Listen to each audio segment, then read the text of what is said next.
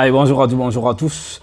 On se retrouve ce matin pour parler le Sili national de Guinée, mais surtout la déclaration frappante de Paulo Duarte, le nouveau sélectionneur du Sili national des gars. Et c'est pathétique. C'est pathétique pour une nation. C'est pathétique, c'est regrettable pour une nation vraiment qui veut réussir dans le foot. Aujourd'hui, Paulo Duarte, lors de la conférence de presse, il a déclaré ceci, dit que la Guinée a 14 joueurs indisponibles. 14 joueurs, c'est-à-dire que non, franchement, les gars, tellement que le chiffre est effrayant, 14 joueurs pour une nation indisponible. Mais regardez l'indisponibilité de ces joueurs et comment ça s'explique, les gars. Ces indisponibilités, les gars, quand vous regardez aujourd'hui, il y a d'autres, il dit qu'il y a d'autres qui n'ont pas de club, il y a d'autres qui sont blessés, mais certains qui refusent catégoriquement de rejoindre l'équipe nationale, les gars. On est dans quelle nation?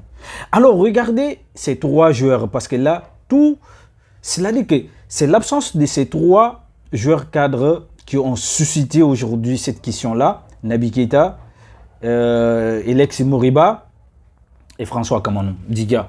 Alors, il dit clairement, quand on l'a posé pour le cas de Naby Keita, il a dit qu'au préalable, il avait parlé avec Naby Keita. Ils se sont mis d'accord. Mais c'est par la suite que Naby Keita s'est complètement rétracté.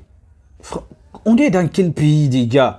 Venir défendre et pour la nation, il dit qu'il y a d'autres qui argumentent pour eux parce que le doute s'installe. Parce que là, il dit qu'il a trouvé une situation très précaire, une situation très compliquée au sein de cette équipe nationale. Et là, franchement, il n'a pas le choix. Il n'a pas le choix, les gars. Et comment il dit, il y a pour certains, parce que la Guinée ne s'est pas qualifiée pour la Coupe d'Afrique des Nations. Et le doute également s'installe aussi pour l'éventuelle qualification de la Coupe du Monde 2026. Et parce que là, au classement, la Guinée est 5e au classement.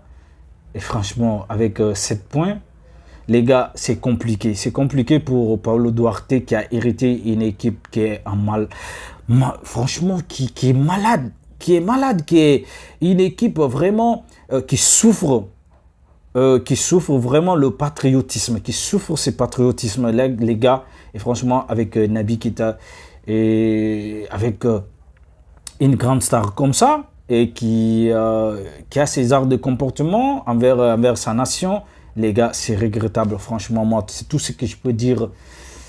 C'est Paulo Duarte. Regardez, il dit ceci, il dit que je suis venu dans une situation où je ne peux pas tout expliquer. Il y a 14 joueurs indisponibles.